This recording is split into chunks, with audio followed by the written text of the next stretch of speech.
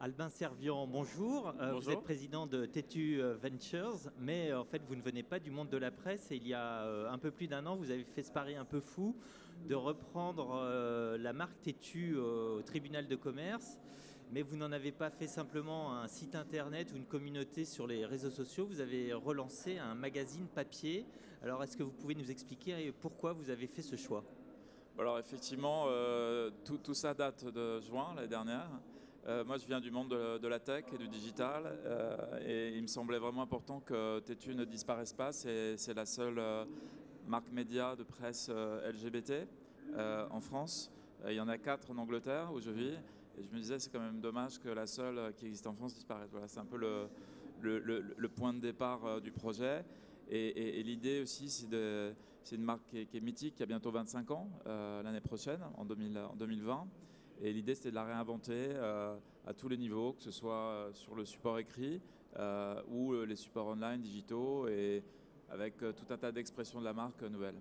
Alors, qu'est-ce que vous en avez fait justement sur le papier? Donc, à l'origine, c'était un mensuel. Là, Ouais. vous en avez fait un trimestriel très haut de gamme, je dirais. Ouais. Vous pouvez même nous montrer ce Voilà, que ça a tout à donné. fait. Ça, c'était le numéro. Ça, c'est le numéro 218 et le 217 Voilà, vous avez du mois repris de la. novembre. Voilà, celui-là vient de sortir, il est en kiosque, dans 8000 kiosques en France.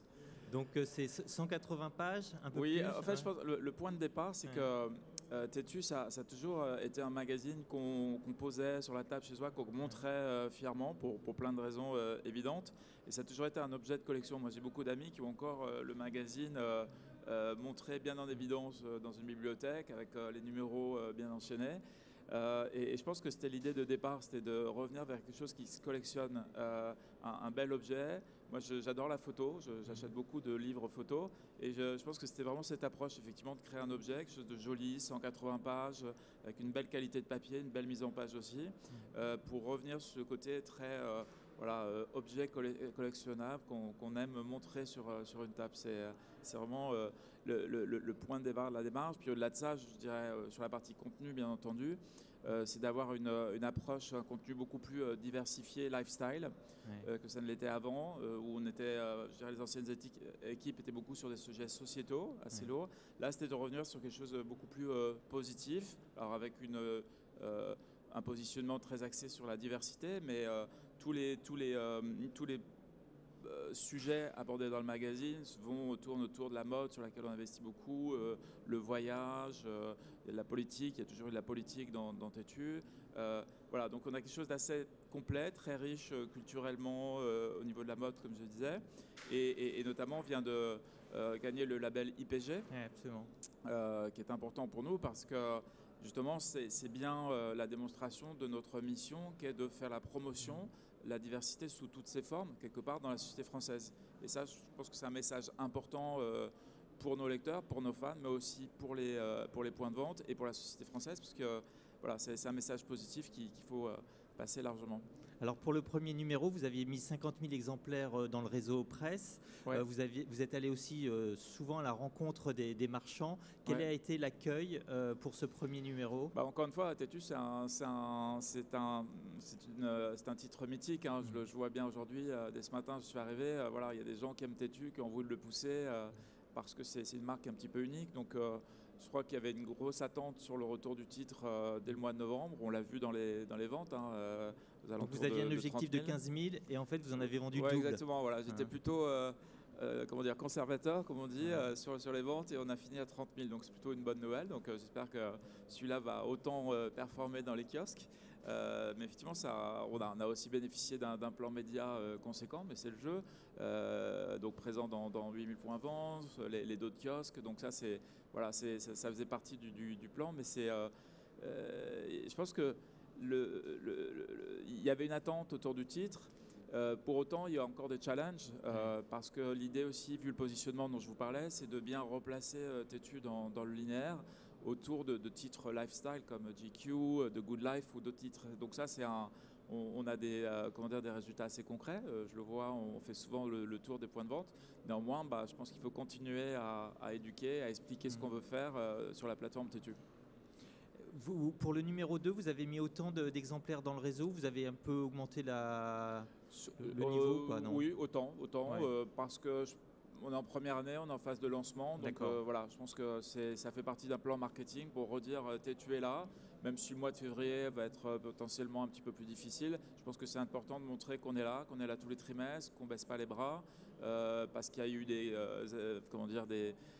accros dans la vie de Tétu, tout le monde le sait. Il y a eu 2 passages au tribunal de commerce. Bon, pour autant, voilà, faut persévérer, faut rester têtu. Et je pense que c'est important de démontrer notre présence en presse, mais en permanence aussi en digital, pour parler du contenu du magazine, le faire vivre en digital sur les réseaux sociaux, parce que ça, c'est une force de Vous avez Tétu. une très forte communauté, hein. Vous avez plus de 110 000 oui, on est plus de abonnés 110 000 sur Facebook, effectivement. On a même un club abonné. C'est un club privé sur Facebook qui est de l'ordre de 4 000 personnes. Donc, c'est vraiment les fans de Tétu. Et on insiste aussi, on travaille beaucoup les comptes Instagram. On était à 15 000 quand on a repris le compte en juin. On doit être aux alentours de 26 000. On va assez rapidement vers les 30 000. Et ça aussi, c'est une façon de faire vivre le magazine, faire découvrir le contenu. Vous pouvez mobiliser cette communauté, notamment pour qu'elle dise, on voit souvent des messages sur Twitter, par exemple, ah, j'ai acheté le nouveau Tétu, etc. C'est des messages que vous-même vous relayez. Et donc, ça fait, je dirais, de la publicité un peu gratuite pour le titre après. Toute la logique, c'est ce qu'il faut, c'est... moi, venant de la tech, du digital, c'est voilà, on a une communauté qui est large sur le site web. On a 1 million de visiteurs uniques par mois quand même, les réseaux sociaux. Donc tous les mois, on a un nombre d'engagements avec nos fans, les fans de la marque, les gens qui nous suivent, qui est très extrêmement important. Donc c'est important, c'est d'engager au maximum ces gens-là, leur parler des nouveaux contenus, leur parler du précédent magazine. De plus en plus, là pour le prochain, on est en train de préparer tout ça en amont. L'idée, c'est aussi de faire des petites vidéos, par exemple des shootings de mode. On peut tout à fait faire des shootings backstage, quand on a des interviews, faire des petites vidéos. Tout ça permet de non seulement faire la promotion du magazine, mais le faire vivre aussi sur un trimestre. Sur ce nouveau format. Parce que voilà, c'est un trimestriel, donc il y a les ventes qui se font au moment du lancement, mais ensuite il faudrait les accompagner pendant les 3 mois. Est-ce que vous préparez des hors-séries Oui, dans la même optique que celle évoquée tout à l'heure, voilà, ce sont des objets. Moi, je perçois le magazine vraiment comme un objet à collectionner. Et dans l'existence de Tétu, il y a toujours eu des hors-séries qui cartonnaient, hein, c'est la réalité, notamment autour du voyage. C'était une marque qui s'appelait Tétu Travel. Il y avait Tétu Plus, c'était la version santé qui sortait aussi régulièrement. Donc oui, on travaille sur un premier hors-série cette année. Je pense qu'en vitesse de croisière, on sera peut-être sur 2-3 hors-séries. Cette année, on va tester le premier, sûrement sur le 4e trimestre de cette année. Donc il sera chez les marchands en fin d'année. Voilà, tout à fait. Ok. Est-ce que justement, on est sur le salon des marchands de presse, marchands de journaux. Est-ce que vous avez un message à leur faire passer? Est-ce que vous avez des attentes particulières du réseau presse? Je pense qu'on a besoin de leur soutien, c'est évident. Tétu, encore une fois, je me répète, mais j'insiste, mais c'est pour ça que j'ai racheté cette marque.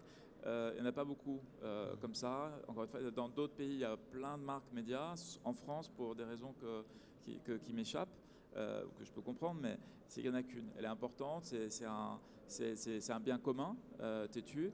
Et avec ce nouveau positionnement sur la diversité, je pense que c'est un message important pour la société française. Donc oui, on a besoin du soutien du réseau. Et le message que je dois leur faire passer, c'est qu'on les soutient aussi. Enfin, il y a du média qu'on achète systématiquement sur chacun des magazines, avec les dos de kiosques, les stop rayons, enfin tous les outils qui nous sont proposés, qui sont très utiles et qu'on prend avec plaisir au moment du lancement. Donc il faut qu'ils nous soutiennent. On les soutient aussi avec tout ce dont je vous parlais sur les réseaux sociaux et sur nos médias. Et le deuxième message, c'est voilà, Tétu a changé aussi.